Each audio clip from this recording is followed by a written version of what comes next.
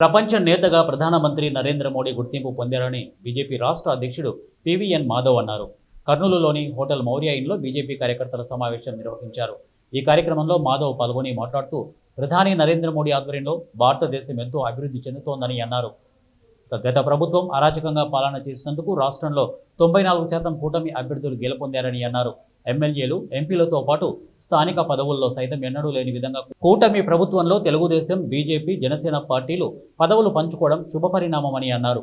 వచ్చే స్థానిక సంస్థల ఎన్నికల్లో కూటమి అభ్యర్థులు 100% గెలుపు ఖాయమన్నారు. రాజ్యసభ మాజీ సభ్యులు టీజీ వెంకటేష్ మాట్లాడుతూ రాయలసీమ ప్రాజెక్టుల విషయంలో కేంద్రంతో మాట్లాడి నిధులు తీసుకురావాలని కోరారు. వైసీపీ హయాంలో దేవాలయాల్లో దాడులు చేసిన వారిని కఠినంగా శిక్షించాలని కోరారు. ఢిల్లీలో పోయి కూర్చొని దీనికి ఫండ్స్ ఏర్పాటు చేసే దీంట్లో మనం పోరాడాలని అధ్యక్షుడిని కోరుతున్నాను. ఎందుకంటే ఇది చాలా ముఖ్యం. ఇక్కడి నుంచి నీళ్లు పోతున్నాయి కానీ మనకు నీళ్ళు లేదు.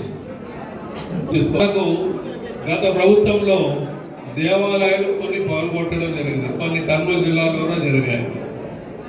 మరి దాని గురించి అప్పుడు మనం అజిటేషన్ చేసాం, ఒకరిని కూడా మొక్కలు వేయలేదు.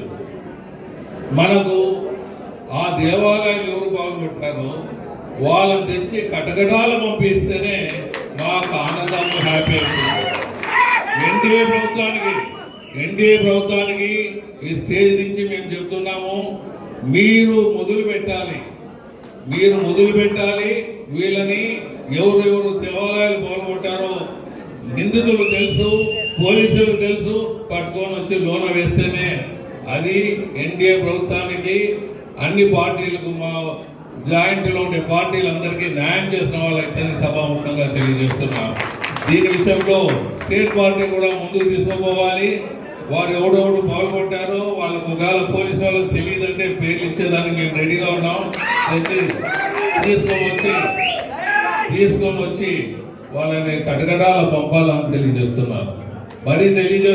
ఇంకొక సంవత్సరం లోపల ఈ కార్యక్రమం పూర్తి చేయకపోతే మేమే రోడ్లలో పట్టుకొని వచ్చి రోడ్లలో నరేంద్ర మోడీ గారు ఇవాళ ఆ కంకణం కట్టుకుని అడుగులు వేస్తున్న ధీరుడని, అతన్ని ఇవాళ ప్రపంచం అంతా ఆదర్శంగా తీసుకుని నీలా మిగతా వాళ్ళు ఉండాలి అని చెప్పి అన్ని దేశాలు ఆ యొక్క దేశాల యొక్క అత్యున్నత ఏవైతే అవార్డులు ఉంటాయో ఆ విధంగా ఇచ్చి నరేంద్ర మోడీని కొనియాడుతున్న తీరు మనందరికీ ఆనందాన్ని కలిగిస్తుంది. జరుగుతున్న అరాచక పరిపాలనకి చరమగీతం పాడే విధంగా 94% ఈ కూటమి అభ్యర్థులను గెలిపించారు. ప్రజలు చూపిన విశ్వాసాన్ని, నమ్మకాన్ని తప్పనిసరిగా రొమ్ము చేయకుండా తీసుకెళ్లే ప్రయత్నం మేము కూడా కూటమి పార్టీలతో కలిసి, తెలుగుదేశం, జనసేనతో కలిసి ముందుకు తీసుకెళ్తాం. మనందరి యొక్క బాధ కూడా తెలుసు. అవును, మన భాగస్వామ్యం మనకి తగిన వాటా రావటం లేదు. ఇవాళ మీ అందరికీ చెప్తున్నాను, ఎప్పుడూ లేని విధంగా మొదటిసారి మనకి కూటమిలో కేవలం ఎమ్మెల్యే, ఎంపీ సీట్లే కాకుండా కింద స్థాయిలో ఉండే నీటి సంఘ సభ్యులు, నీటి సంఘ చైర్మన్లు, కోఆపరేటివ్ సంఘాలు, బ్యాంకు సంబంధించిన అనేక చోట్ల ఆ విధంగా వాటా వచ్చే విధంగా ఒక ప్రయత్నం మొదటిసారి ప్రారంభమైంది. గతంలో ఎప్పుడు జరగలేదు.